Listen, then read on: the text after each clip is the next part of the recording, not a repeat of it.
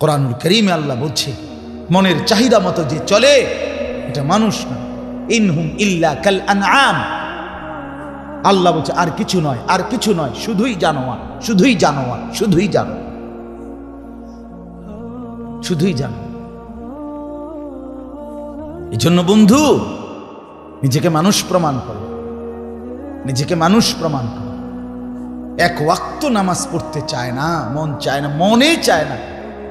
আরে ডাকাত, তোর তো মন বলতে কিছু না, তুই তো কোনো মানুষের ঘরে না, তুই মানুষের ঘরে ঘুমাস কেন? রাস্তার কুকুর বিড়াল যেখানে ঘুমায় তো সেখানে রাত পায়। ছি ছি ছি। আল্লাহ বলে বান্দা আমি বানাইছি, ওয়া ইন্না লামুসিউন, আমি ছড়িয়ে রেখেছি, আমি ধরে রাখছি, আমি আটকায় রাখছি। আবার আমি যেদিন চাইবো সেদিন ভেঙ্গে খান খান করে ফেলব। ইযাস সামাউন ফাতারাত, ইযাস সামাউন শাক্কাত। রব্বুল আলামিন বলে বান্দা দেখো তো আসমান কতটা মজবুত, কতটা শক্ত, কতটা প্রলম্বিত, কতটা দীর্ঘায়িত, আমি আল্লাহই করেছি। কিন্তু বান্দা বিশ্বাস করো একদিন এমন একটা সময় আসবে যেদিন আমি আল্লাহ বলবো ইসরাফিল ফু দে। ইসরাফিল বলবে কেন? রব্বুল আলামিন বলবে ইসরাফিল আমি আমার সংসার আর রাখবো না, আমি আর আসমান রাখবো না, আমি আর জমিন রাখবো না, আর সূর্য উঠবে না, আর চাঁদ উঠবে না, আর রাত ভোর হবে না, আর দিন রাত হবে না, শনিবার আর রবিবার হবে না, রবিবার আর সোমবার হবে না, আর হাসবে না, আর কাঁদবে না, আর বাচ্চা হবে না, আর মানুষ হাঁটবে না। রব্বুল আলামিন বলে সব আমি শেষ করে দেব। ইযাস সামাউন ফাতারাত। এরপরে আল্লাহ বলেন ইসরাফিল ফু দিবে আর আমার এই বিশাল আসমান ভেঙ্গে ভেঙ্গে কাচের মতো চুরচুর করে পড়বে। আচ্ছা ভাইবা দেখেন তো, একটা 32 তলা বিল্ডিং অথবা একটা 20 তলা ভবন, এটা পুরাটা সেন্ট্রাল গ্লাস, মানে পুরাটা গ্লাস দিয়ে বানানো, এটা যদি ভাঙতে শুরু করে কি আওয়াজটা হবে? ধ্রাম ধ্রাম করে। এবার এত বড় আসমান যখন কাচের মতো ভাঙতে শুরু করবে কি হালাত? ইযাস সামাউন ফাতারাত, ইযাস সামাউন শাক্কাত। আল্লাহ বলেন আমি ভেঙে ফেলবো। ইদাল কাওয়াকিবুন তাসারাত। তারকাগুলো কোটি কোটি তারকারাজি খসে খসে পড়বে। ইদাল বিহারু ফুজ্জিরাত। সাগর নদী পুকুর খাল বিলের পানিগুলো উতরাইতে উতরাইতে টকবগে গরম পানির মতো জলীয় বাষ্প হয়ে উড়ে চলে যাবে। ইদা রাজ্জাতিল আরদু রাজ্জা। আল্লাহ বলে আমার জমিন রেজা রেজা, বালু বালু, পাউডার পাউডার বানায় ফেলমু। পাহাড়গুলো উড়বে, সব উড়বে, সব উড়বে। فإذا برق البصر وخسف القمر وجمع الشمس والقمر يقول الإنسان يومئذ أين المفر। আল্লাহ বলে মানুষগুলো তাকিয়ে দেখবে সূর্য পড়ে গেছে, চাঁদ পড়ে গেছে, আসমান ভেঙে গেছে। পাগলের মতো মাতালের মতো একজন মানুষ আরেকজনকে বলবে আইনাল মাফার, বন্ধু এখন পালাবো কোথায়? আল্লাহ বলেন কাল্লা লা ওয়াজার, না না বান্দা, কোথাও আশ্রয় মিলবে না। ইলা রব্বিকা ইয়াউমা ইদিনিল মুস্তাকার। আজ যদি ঠিকানা, আজ যদি আশ্রয়, সে কেবল তোমার আল্লাহর নিকট। বন্ধুর বাড়িতে না, নেতার বাড়িতে না। আনা হ্যাঁ, আমার কাছে খুব ভালো লাগে, প্রতিদিন ভালো লাগে একটা জিনিস ভাবি আর কি, কেউ দুনিয়া নিয়ে কি ব্যস্ত। আলহামদুলিল্লাহ কিছু ওলামায়ে কেরাম, কিছু দিনদার আখেরাত নিয়ে কি ব্যস্ত। সুবহান, মজার একটা বিষয় না? কেউ একটু পর পর টেনশনে থাকে। ফজর পড়ছি, জোহর, জোহর পড়ছি আসর, আসর পড়ছি মাগরিব, মাগরিব পড়ছি এশা, কোরআন তেলাওয়াত বাকি, তাসবিহ পড়া বাকি, আল্লাহর রাস্তায় কিছু দান সদকা করা বাকি, একটা ভালো কাজ করা বাকি, এই টেনশন সারাক্ষণ এক কাজের।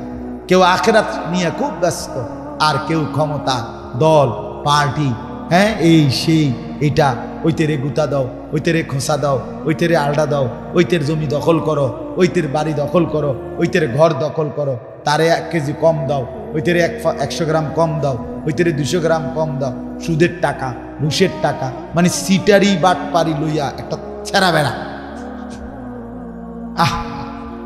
কেউ দুনিয়া নিয়ে ব্যস্ত, কেউ আখিরাত নিয়ে ব্যস্ত। এর ভিতরে দিয়েই একদিন ইসরাফিল ফু দিবে, দুনিয়া শেষ, দুনিয়া শেষ। নেককাররাও ভেবাচাকা খাইয়া যাবে, হায় আর বুঝি আমল করতে পারবো না। নাফরমানরাও ভেবাচাকা খাইয়া যাবে, হায় আর বুঝি কামাই করতে পারবো না। আল্লাহ আমাদেরকে বুঝ দান করে। চলেন, ওয়াস-সামাআ বানাইনাহা বিআইদিন ওয়া ইন্না লামুসিউন। আল্লাহ বলে আসমান আমি বানিয়েছি।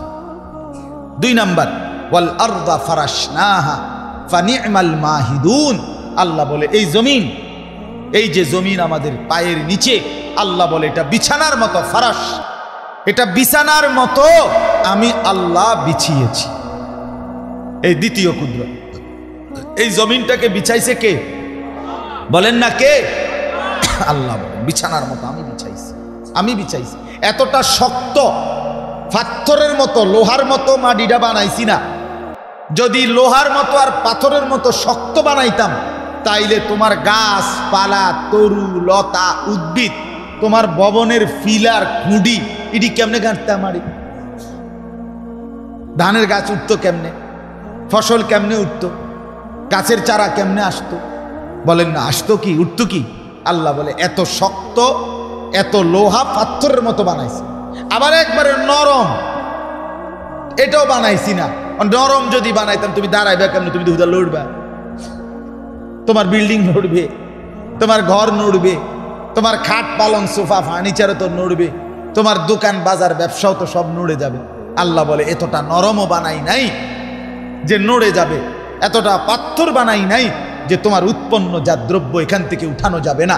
বরং যেইভাবে বিছানা আরামদায়ক, প্রত্যেকটা মানুষ নিজের লেফ, নিজের তোষক, নিজের বালিশ বুঝ করেই সুন্দর করে বিছনা করে যে আমার শোয়ার উপযোগী, ঠিক কিনা বলে?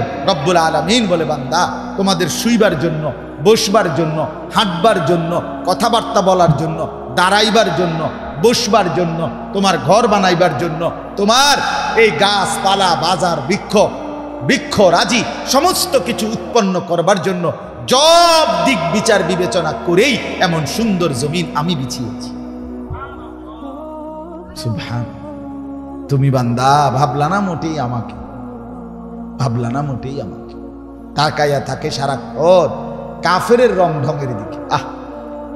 আহারি মুসলমান, হায় রে ছেলেরা, সিনেমার নায়ক তোমাগরে কি দিল এই পর্যন্ত? ফুটবলের কোনো খেলোয়াড়, আর্জেন্টিনার কোনো খেলোয়াড় শ্রীকেলে আইছিল নি? এমনি ব্রাজিলের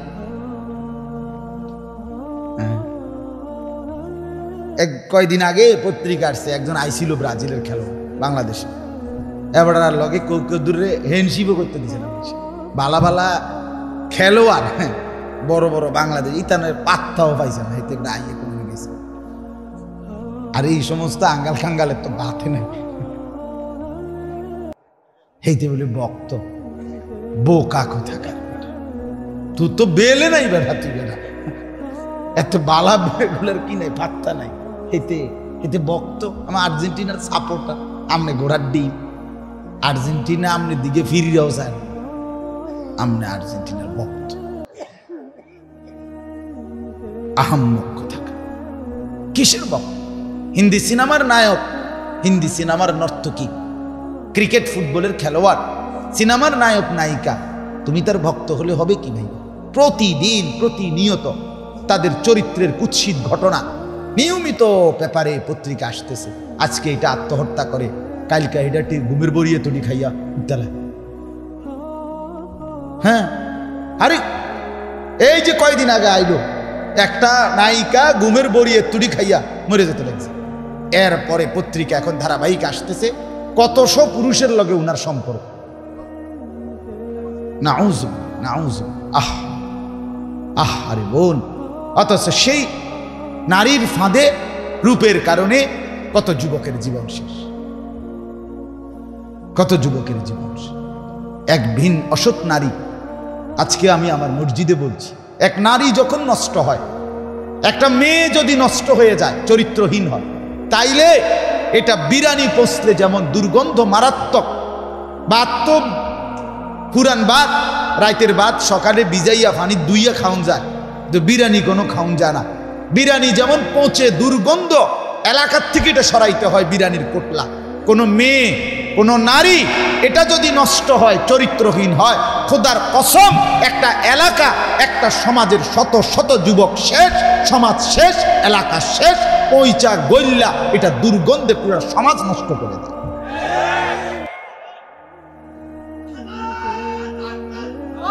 এটা খেয়াল করার বিষয়, এটা জরুরি, এটা জরুরি। এক বেহায়া নারী সাংঘাতিক। নারী যখন নষ্ট হয়, নারী যখন হিংসুটে হয়, নারী যখন ঝগড়াটে হয়, নারী যখন চরিত্রহীন হয়, তখন সব শেষ, সব শেষ, সব শেষ। কোরআনুল কারীমের মধ্যে আছে, ইবলিসের চক্রান্ত দুর্বল, নারীর চক্রান্ত ইবলিসের ষড়যন্ত্রের চাইতে কোটি গুণ বেশি শক্তিশালী, ভয়ঙ্কর নারীর চক্রান্ত। আর ঠিক না কইলেও ঠিক না, এটা কোরআন শরীফের আয়াত। হ্যাঁ হ্যাঁ, এটা কোরআনের আয়াত। ইন্না কাইদাকুন্না আযীম।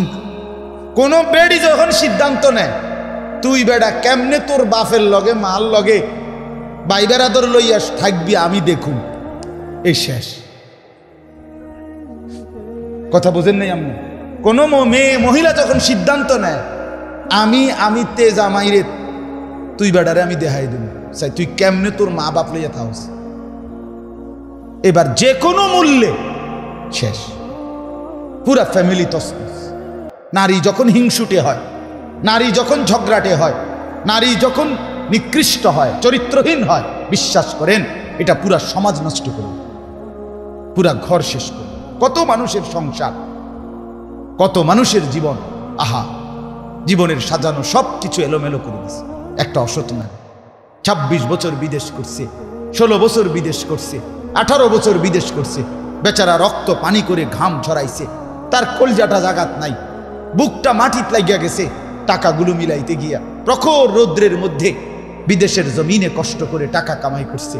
কিন্তু অসৎ নারী যদি হয়ে বিবি, তাইলে আয়সা দেখবে 18 বছর পরে কিচ্ছু নেই, 20 বছর পরে কিচ্ছু। এজন্য এটা বড় গুরুত্বপূর্ণ। ছেলেদেরকে বলি, বাপ এটা মনে রাখ, তুমি কোনো মোবাইলের লগে সংসার করতে না, শেষ পর্যন্ত ফেসবুক তোমার স্ত্রী না। বন্ধু মনে রাখো এই দোস্তের কথা, আমি খোলামেলা বললাম ছেলেদেরকে, যারা অবিবাহিত বাপ, ফেসবুকের নর্তকী তোমার স্ত্রী হবে না, ইউটিউবের নর্তকী না। শেষ পর্যন্ত সংসার করবা যার সাথে, সে যদি চরিত্রবান নারী না হয়, খোদার কসম তোমার জিন্দিগিটা জাহান্নামের টুকরা হয়ে যাবে। যার স্ত্রী অসৎ, যার বউ পরিয়া বইছে অসৎ, মনে রাখো তুমি শেষ, তোমার আর জীবনে কোনোদিন আর মাটির থেকে উঠতে পারতা না, আর নিচের থেকে উঠতে পারতা। আল্লাহ আমাদের ছেলেদেরকে বুঝার তৌফিক দান। অনেক ছেলে বুঝতেছে না, এটা রঙের গুড্ডি উড়াইতে আছে, বুঝেন নাই কথা? বিবাহ বহির্ভূত প্রেম, বিবাহের আগের প্রেম, যে এটা নিয়ম যে বিবাহের আগে কেউ প্রেম করিলে মেয়েও ছেলের কোনো দোষ ধরে না, ছেলেও মেয়ের কোনো দোষ ধরে না, কারণ তো প্রেম, এটা তো অবৈধ। এই জন্য হ্যাঁ কেমন আছো, আচ্ছা এ কুয়ায়, বুঝেন না? এরপরে বিবাহ শুরু, 6 মাসের মাথা জুতা দিয়া ফেটে, জুতা দিয়া ফেটে ফাঁসাত লাথি দেয়। আর হ্যাঁ, একটা দুইটা ঘটনা না, আমি যুবকদেরকে নিয়ে শুনি প্রতিনিয়ত, তাদের হালাত শুনি। এই জন্য বন্ধু ঠইকো না, ঠইকবা, কষ্ট পাইবা, কষ্ট পাইবা, আমি বললাম কষ্ট পাইবা, কষ্ট পাইবা। পবিত্র নারী আল্লাহর কাছে চাও, কোরআনে আছে আল্লাহর কাছে দোয়া করতে বলছে আল্লাহ, মুমিন দোয়া করো, রব্বানা হাবলানা মিন আজওয়াজিনা ওয়া যুররিয়াতিনা কুররাতা আ'য়ুন। এটা দোয়া করতে কইছে, রব্বির হামহুমা কামা রব্বায়ানি সগীরা। এটা যেরকম মা বাবার জন্য দোয়া, স্ত্রী এবং নেক সন্তানের জন্য খোদার কসম আল্লাহ দোয়া শিখাইছে যে আল্লাহ আপনি আমাকে স্ত্রী এবং সন্তান এমন দান করেন যাদেরকে দেখলে আমার চোখ ঠান্ডা হয়ে যাবে। চোখ ঠান্ডা অর্থাৎ কোন স্বামী যখন দেখে স্ত্রী শুধুই তার জন্য, তখনই তার চোখ ঠান্ডা। কিন্তু স্বামী যদি সারাক্ষণ ভাবে আমার বেডি অন্য বেড়াইতে কথা কয়, তার কলজাটার মধ্যে তখন আর কি শান্তি, তার আর কি শান্তি? কথা বলেন না কেন? এই যেই কোনো চেয়ারম্যান রে আমনে জিগাইন, যেই কোনো চেয়ারম্যান, যেই কোনো ইউনিয়নের চেয়ারম্যান রে জিগাইন যে আপনারা সপ্তাহ মাসে বছরের মধ্যে মেল মিটিং সবচেয়ে বেশি কি এর করে? ঠিক কিনা বলেন না কেন? আপনি জিগান, আমি তো জিগাইছি। আমি ব্যক্তিগতভাবে কয়েকজন চেয়ারম্যানকে জিগাই, হুজুর এই সারাদিন এই বেডি বেড়াইতে এই ফিডাফিডি আর এই স্বামী স্ত্রীর সারাসারি অথবা এই অসৎ কথাবার্তা, এগুলো চরিত্রহীন, জিনা, ব্যভিচার, পরকিয়া, অবৈধ সম্পর্ক, কথা বুঝছেন কিনা? এই লই এই বিষয়। কষ্টের জীবন, এটা মুসিবতের জীবন। ছেলেরা ফিরে আসো আল্লাহর দিকে, চরিত্রটা ভালো করো, ইনশাআল্লাহ একজন হালাল পবিত্র স্ত্রী তোমার জীবনে মিলবে, তোমার দুনিয়াটা আল্লাহর কসম জান্নাতের টুকরা হয়ে যাবে। সুখে তো দরকার সুখ পবিত্র স্ত্রীর মধ্যে, আনন্দ দরকার আনন্দ হালাল স্ত্রীর মধ্যে, খোদার কসম। আল্লাহ আমাদেরকে বুঝার তৌফিক দেন। ওমিন কুল্লি শাইইন খালাকনা যাওজাইনি লাআল্লাকুম তাযাক্কারুন। এই যে তৃতীয় শেষ, আল্লাহ বলেন আমি তোমাদের এই যে যেটা আমি বলে ফেলছি, আল্লাহ বলে 3 নাম্বার কুদরত হলো আমি আল্লাহ এই সৃষ্টি জগতের সব কিছু বানিয়েছি জোড়ায় জোড়ায়। কিভাবে? জোড়ায় জোড়ায় জোড়ায় জোড়ায়, বুঝছেন না কথা? জোড়ায় জোড়ায় জোড়ায় জোড়ায়। এই যে আমাদের জোড়া তো আমরা বুঝি নারী এবং পুরুষ, এইটাই জোড়ায় জোড়ায়। সব কিছুর মধ্যে আল্লাহ বলেন আমার জোড়া আছে। শুধু আমি একক, তাওহীদ মেরি সিফাত, এক থাকা, এক হওয়া, একজন, এটা শুধু আল্লাহর বৈশিষ্ট্য। লা ইলাহা তাওহীদ, এক একক, এটা কার সিফাত? আর সব কিছু জোড়ায় জোড়া। আমার সমস্ত সৃষ্টি জোড়ায় জোড়া, এটার মধ্যে মিল আছে।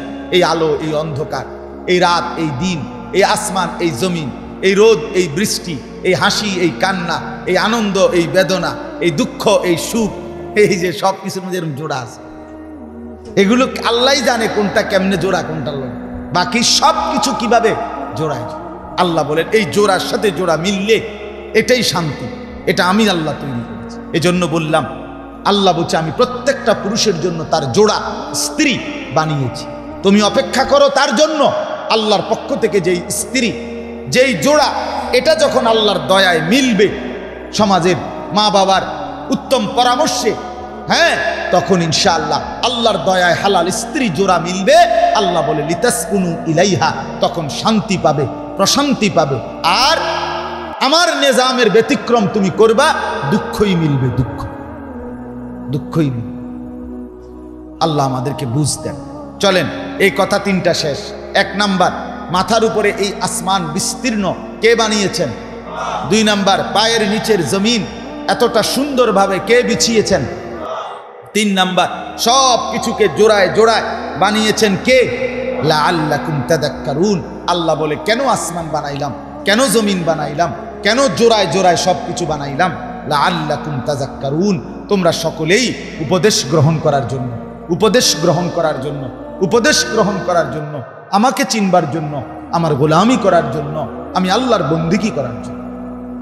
অতএব শেষ কথা আল্লাহ বলেন ফাফিরু ইলাল্লাহ। হে নবী, আপনি সবাইকে বলেন ও আল্লাহর বান্দারা, তোমরা সব ছেড়ে, দুনিয়া ছেড়ে, শয়তানের প্রলোভন ছেড়ে তোমরা সবাই আল্লাহর দিকে ফিরে আসো, তওবা করো, তওবা করো, ফিরে আসো। ফাফিরু ইলাল্লাহ। আল্লাহ বলে বন্ধু আমনে কোন আপনার উম্মতকে, আমার বান্দাকে, যে ও আল্লাহর বান্দারা তোমরা আল্লাহর দিকে ফিরে আসো, আল্লাহর দিকে ফিরে আসো, আল্লাহর দিকে। আল্লাহর কাছে সুখ, আল্লাহর কাছে শান্তি, আল্লাহর কাছে নিরাপত্তা, আল্লাহর কাছে স্বস্তি, আল্লাহর কাছেই দুনিয়ার স্থায়িত্ব, আল্লাহর কাছে আখিরাতের স্থায়িত্ব, আল্লাহর কাছেই দুনিয়ার নিরাপত্তা, আল্লাহর কাছেই আখিরাতের জান্নাত। অতএব ফিরতে হবে কার কাছে? আসতে হবে কার কাছে? ইন্নী লাকুম মিনহু নাযীরুম মুবিন। আল্লাহ বলেন, নবী আপনি বলে দেন, ও দুনিয়াবাসী, আমি মুহাম্মদ সুস্পষ্ট ভয় প্রদর্শনকারী আল্লাহর পক্ষ থেকে। আমি রসুল, আমি তোমাদেরকে আল্লাহর ভয় দেখাচ্ছি, কবরের ভয় দেখাচ্ছি, জাহান্নামের ভয় দেখাচ্ছি, হাসরের ময়দানের ভয় দেখাচ্ছি। সর্বশেষ আবার বলছে, ওয়ালা তাজআলু মাআল্লাহি ইলাহান আখার। নবী এটাও বলে দেন যে, ও দুনিয়ার মানুষ, জীবনের কোনো কিছুতে তোমরা আল্লাহকে বাদ দিয়ে আল্লাহর সাথে আর কাউকে ডেকো না, আর কাউকে রেখো না, শিরিক করো না, আল্লাহর ছাড়া কারো কাছে কিছু বলো না, কারো কাছে কিছু চেয়েও না। সুখ কিংবা দুঃখ, আনন্দ কিংবা বেদনা, স্বস্তি কিংবা অস্বস্তি, রোগ কিংবা সুস্থতা, সব কিছু আল্লাহর কাছে। চাইতে হলে আল্লাহর কাছে, বলতে হলে আল্লাহর কাছে, নিতে হলে আল্লাহর কাছে। ঠিক কিনা বলেন?